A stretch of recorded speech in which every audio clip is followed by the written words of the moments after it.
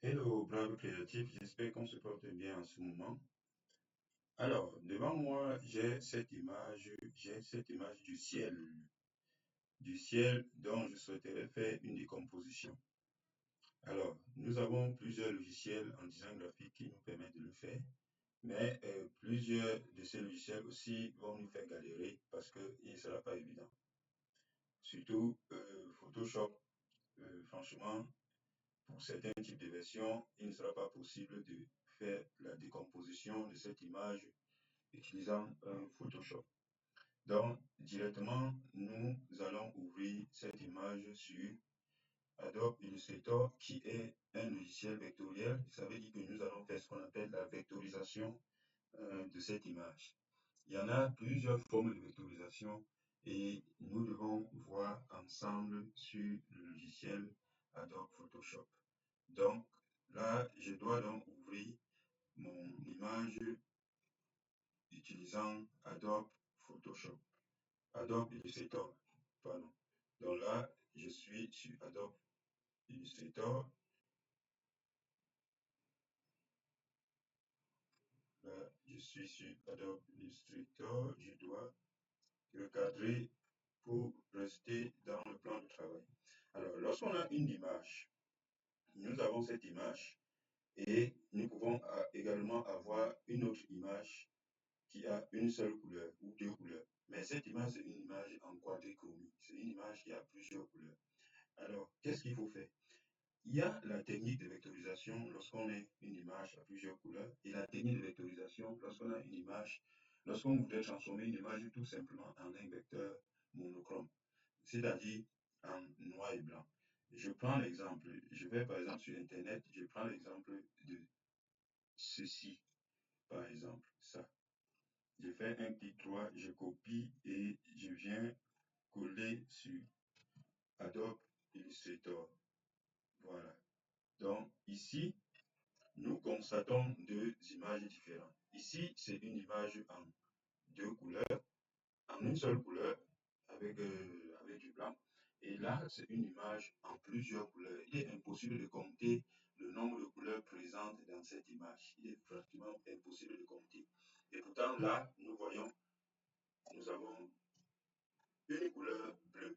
Donc, il est facile de décomposer cette image et il est un peu complexe. La méthode de décomposition de cette image n'est pas la même que la méthode de décomposition de celle-ci. Donc, ici, tout simplement, pour décomposer cette image, je vais cliquer sur vectorisation et décomposition. Vous voyez, vectorisation et décomposition, vous voyez, l'image disparaît presque.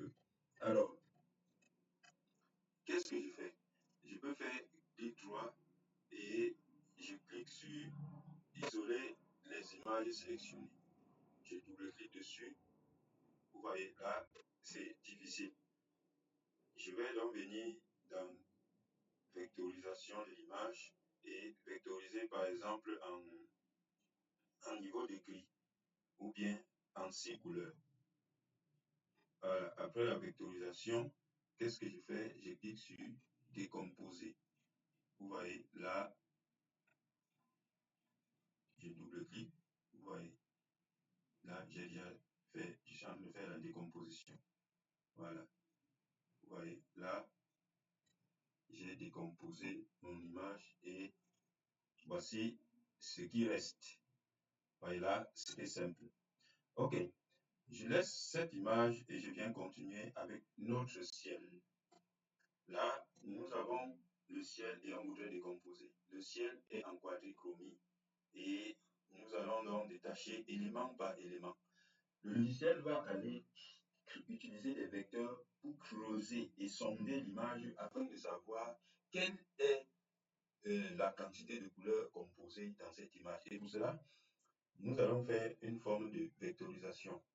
Alors, si chez vous, propriété ne s'affiche pas, vous devez aller cliquer sur fenêtre et venir chercher propriété quelque part ici.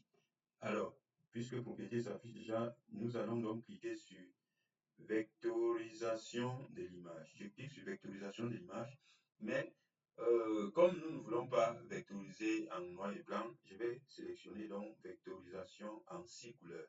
Je clique sur 6 couleurs et la vectorisation est en cours. On patiente, on patiente, on patiente, on patiente, on patiente. Vectorisation en cours. OK, la vectorisation est en cours, ce n'est pas terminé. Lorsqu'on a fini la vectorisation, on clique sur décomposer. Et lorsqu'on a cliqué sur décomposer, ce n'est pas terminé, on clique sur dissocier. Bon, mais là, ça dépend de la version du logiciel que vous avez.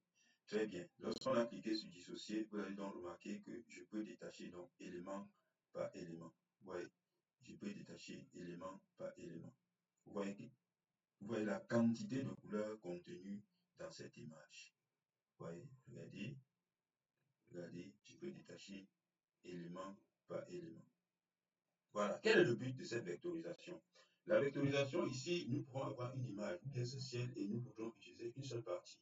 Donc, on sera obligé de vectoriser de cette façon. Et nous pouvons également avoir ce ciel et nous voulons par exemple changer la couleur de cette partie. Je sais que sur Photoshop, on va utiliser l'outil baguette magique, mais qui ne doit pas bien sélectionner. Et pourtant, avec la vectorisation en plusieurs couleurs, euh, les vecteurs peuvent chercher la quantité de couleurs totale et les détachent, la quantité d'éléments et détachent élément par élément. Donc, nous voulons par exemple changer la couleur de ce ciel.